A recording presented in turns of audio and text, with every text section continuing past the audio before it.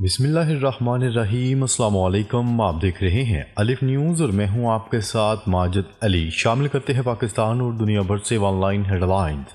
اسرائیل اور غزہ جنگ بندی کا آغاز آج سے ہوگا۔ ترجمان قطری وزارت خارجہ کا کہنا تھا کہ اسرائیل اور غزہ جنگ بندی کا آغاز آج صبح مقامی وقت کے مطابق 8:30 بجے شروع ہوگا۔ انہوں نے کہا کہ ہم اپنے بھائیوں کو مشورہ دیتے ہیں کہ محتاط رہیں، انتہائی احتیاط سے کام لیں اور سرکاری ذرائع سے ہدایات کا انتظار کریں۔ خیال ہے کہ 2 دن قبل قطری وزیر اعظم نے غزہ جنگ بندی کا اعلان کیا تھا۔ قطر، مصر اور امریکہ کی جنگ بندی کی کوششیں کامیاب ہو گئی ہیں۔ جنگ بندی معاہدے سے خطے میں امن قائم ہوگا۔ اسرائیل نے جنگ بندی معاہدے کے تحت رہا ہونے والے 95 فلسطینی قیدیوں کی فہرست جاری کر دی۔ فرانسیسی خبرساں ادارے کی رپورٹ کے مطابق فہرست میں 69 خواتین، 16 مرد اور 10 نابالغ شامل ہیں۔ وزارت کے مطابق فہرست میں سب سے کم عمر قیدی 16 سال کا ہے۔ ان قیدیوں کو اسرائیلی یرغمالیوں کے بدلے آج رہا کیا جائے گا۔ اسرائیلی خبرساں ادارے کی رپورٹ کے مطابق اس فہرست میں فلسطینی پارلیمنٹ کے رکن اور قانون ساز خالدہ جرار بھی شامل ہیں۔ اسرائیلی قابض افواج غزہ اور تمام فلسطینی علاقوں سے مکمل طور پر نکل جائے۔ سعودی وزارت خارجہ سعودی عرب نے غزہ میں جنگ بندی کے معاہدے پر خیر مقدم کیا ہے۔ سعودی عرب نے غزہ پر اسرائیلی جارحیت کو روکنے کی ضرورت پر بھی زور دیا۔ سعودی وزارت خارجہ کی جانب سے کہا گیا ہے کہ اسرائیلی قابض افواج غزہ اور تمام فلسطینی علاقوں سے مکمل طور پر نکل جائے۔ سعودی عرب نے مطالبہ کیا ہے کہ بے گھر افراد کو ان کے علاقوں میں واپس بھیجا جائے۔ واضح رہے، اسرائیل اور حماس کے درمیان جنگ بندی کے اعلان کے باوجود صہیونی طیاروں اور فورسز کے حملوں میں شدت آ گئی ہے اور گزشتہ روز 113 فلسطینی شہید ہوئے۔ ڈونلڈ ٹرمپ کے بغیر غزہ کا معاہدہ ممکن نہ تھا۔ حماس اور اسرائیل کے درمیان غزہ میں جنگ بندی کے معاہدے کے اعلان کے بعد فلسطینی تحریک حماس کے ایک رہنما نے تصدیق کرتے ہوئے کہا ہے کہ 15 ماہ کی جنگ کے بعد ہونے والے اس معاہدے کے پیچھے نومنتخب امریکی صدر ڈونلڈ ٹرمپ کا ہاتھ ہے۔ حماس کے رہنما باسم نعیم نے العربیہ نیوز سے بات کرتے ہوئے کہا، غزہ میں جنگ بندی کا معاہدہ ڈونلڈ ٹرمپ کے بغیر ممکن نہیں ہوتا۔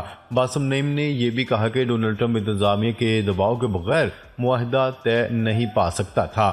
معاہدے تک پہنچنے میں تاخیر اسرائیلی وزیر اعظم نیتن یاہو کی وجہ سے ہوئی۔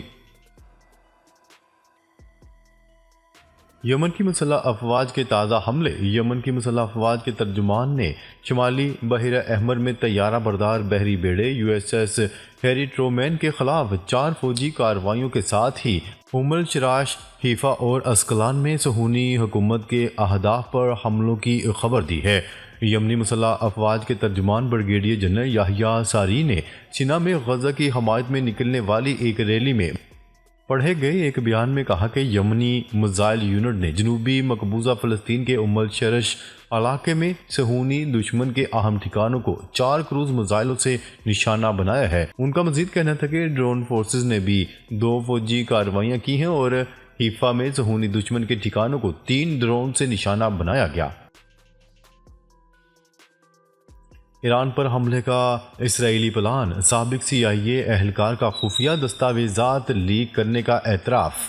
امریکی دارالحکومت واشنگٹن سے موصولہ رپورٹوں کے مطابق امریکی خفیہ ادارے سینٹرل انٹیلیجنس ایجنسی کے آصف رحمان نامی ایک 34 سالہ سابق اہلکار پر الزام تھا کہ اس نے ایران پر اسرائیلی فوجی حملے سے متعلق انتہائی خفیہ امریکی دستاویزات لیک کر دی تھی۔ اسرائیل نے غزہ سے یرغمالیوں کی واپسی کی تیاریاں شروع کر دیں۔ Social media website X پر ایک پوسٹ میں IDF نے کہا کہ اسرائیلی فوج غزہ میں طے پانے والی جنگ بندی پر عمل درآمد کے لیے تیاری کر رہی ہے۔ اسرائیلی فوج نے اپنی تیاریوں کے حوالے سے کہا ہے کہ اس کا تعلق یرغمالیوں سے اس طرح ہے کہ انہیں ماحول میں جذب کرنے میں مدد دی جائے گی اور اس کے لیے انہیں جسمانی اور ذہنی طور پر مناسب ماحول فراہم کیا جائے گا۔ اسرائیل کی فوج نے مزید کہا کہ ریاست اسرائیل کے شہریوں کی سلامتی کو یقینی بنانے کے لیے کام جاری رکھے گی۔ روس اور ایران کے اسٹریٹجک شراکت داری کے جامع معاہدے پر دستخط۔ کرملن میں مذاکرات کے بعد دونوں ملکوں کے صدروں نے معاہدے پر دستخط کیے۔ معاہدے کے تحت روس اور ایران دفاع، انسداد دہشت گردی میں تعاون کریں گے۔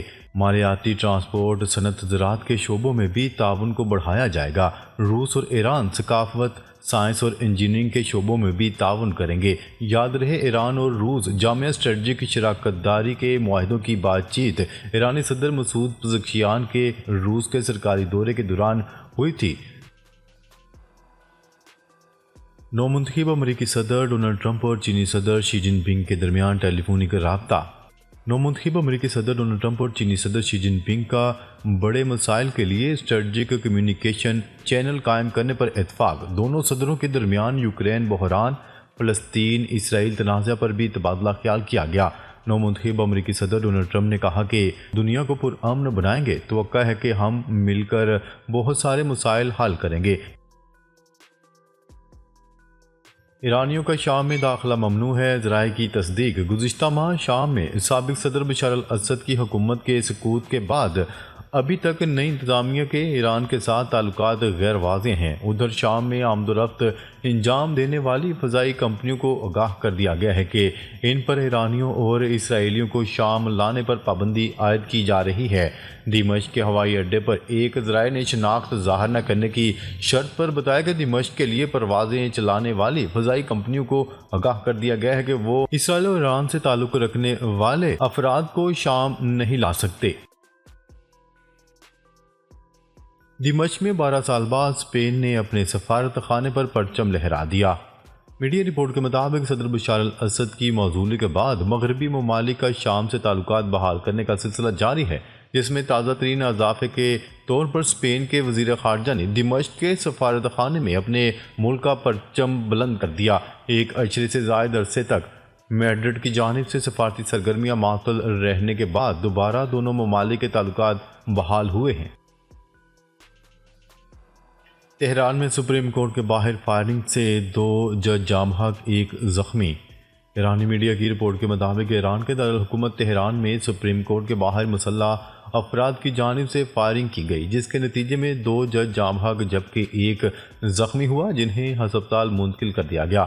میڈیا رپورٹس میں کہا گیا ہے کہ فائرنگ میں سپریم کورٹ کے 3 ججوں کو ٹارگٹ کیا گیا تھا۔ جو بائیڈن کی جاتے جاتے ریکارڈ مافیا، ایک دن میں 2500 مجرموں کی سزا معاف کر دی۔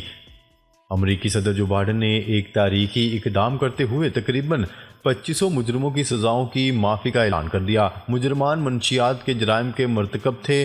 وائٹ ہاؤس کے مطابق یہ امریکی تاریخ میں ایک روز میں سب سے بڑی معافی ہے۔ غیر ملکی خبرساں ادارے کی رپورٹ کے مطابق صدر جو بائیڈن نے اپنے ایک بیان میں کہا کہ وہ لوگ جن کی سزاؤں میں نے کمی کی ہے وہ وقت گزار رہے تھے جو کہ ان کے مقابلے میں غیر منصفانہ طور پر طویل تھا۔ مصر میں بڑے پیمانے پر کریک ڈاؤن کا آغاز۔ مصری وزارت داخلہ کی جانب سے سوشل میڈیا پر بچوں کو گود لینے اور فروخت کرنے والوں کے خلاف بڑے پیمانے پر کریک ڈاؤن کا آغاز کر دیا گیا۔ غیر ملکی ذرائع ابلاغ کی رپورٹ کے مطابق ابتدائی طور پر 9 افراد کو اس حوالے سے گرفتار کر لیا گیا ہے، جن کے فیس بک پیجز پر اس قسم کا مواد اپلوڈ ہوا تھا۔ رپورٹ کے مطابق وزارت داخلہ کا کہنا تھا کہ یتیم بچوں کو گود لینے کے حوالے سے سوشل میڈیا اکاؤنٹس پر مہم چلانے کے الزامات میں 9 افراد کو گرفتار کر کے تحقیقات کا آغاز کر دیا گیا ہے۔ روسی ہیکرز نے دنیا بھر کے وزیروں کے واٹس ایپ اکاؤنٹس کو نشانے پر رکھ لیا۔ روسی ہیکرز دنیا بھر کے حکومتی وزراء اور عہدیداروں کو ای میلز کے ذریعے ٹارگٹ کرنے لگے۔ غیر ملکی خبرساں ادارے کی رپورٹ کے مطابق روسی ہیکرز کی جانب سے عالمی سطح پر وزراء اور اہم عہدیداران کو ای میلز بھیجی جا رہی ہیں جس میں ان شخصیات کو واٹس ایپ کے یوزر گروپس میں شامل ہونے کی دعوت دی جاتی ہے۔ برطانیہ کے نیشنل سائبر سیکیورٹی کے مطابق روسی ہیکرز کا یہ عمل برطانیہ اور اس کے ہم خیال ممالک کے درمیان اعتماد کو کمزور کرنے کی کوشش ہے۔ امریکی سپریم کورٹ نے سوشل میڈیا پلیٹ فارم ٹک ٹاک پر پابندی کا فیصلہ برقرار رکھا ہے۔ سپریم کورٹ کے متفقہ فیصلے میں ججز نے کہا ہے کہ کانگریس کی جانب سے پچھلے سال ٹک ٹاک پر پابندی کا فیصلہ آزادی اظہار رائے سے متعلق امریکی آئین کی پہلی ترمیم کی خلاف ورزی نہیں کرتا۔ دوران سماعت امریکی وزارت انصاف کا کہنا تھا کہ ٹک ٹاک پر چینی حکومت کا کنٹرول امریکہ کے لیے خطرہ ہے۔ امریکی قانون کے مطابق ٹک ٹاک کی مالک کمپنی امریکہ میں ٹک ٹاک کے آپریشنز 19 جنوری تک کسی بھی امریکی شخص یا کمپنی کو فروخت کرنے کی پابند ہیں۔ دوسری صورت میں اپلیکیشن کو امریکہ میں بند کر دیا جائے گا۔ بارش برسانے والے سسٹم کی انٹری، ملک کے مختلف شہروں میں تیز ہواؤں کے ساتھ بارش کی پیش گوئی۔ محکمہ موسمیات کے مطابق ملک کے بیشتر علاقوں میں موسم سرد اور خشک، جبکہ پہاڑی علاقوں میں شدید سردی اور مطلع جزوی ابر آلود رہنے کی توقع ہے۔ شمال مغربی بلوچستان، بالائی خیبر پختونخوا، گلگت بلتستان، کشمیر، مری اور گلیات میں بارش اور برف باری کا امکان ہے۔ اسی طرح بلوچستان میں بارش اور برف برسانے والے سسٹم کی انٹری ہو گئی ہے۔ ناظرین، اب تک کے لیے اتنا ہی۔ مزید خبریں لے کر بہت جلد آپ کی خدمت میں حاضر ہوں گے۔ تب تک کے لیے اپنا خیال رکھیے گا۔ اللہ نگہبان۔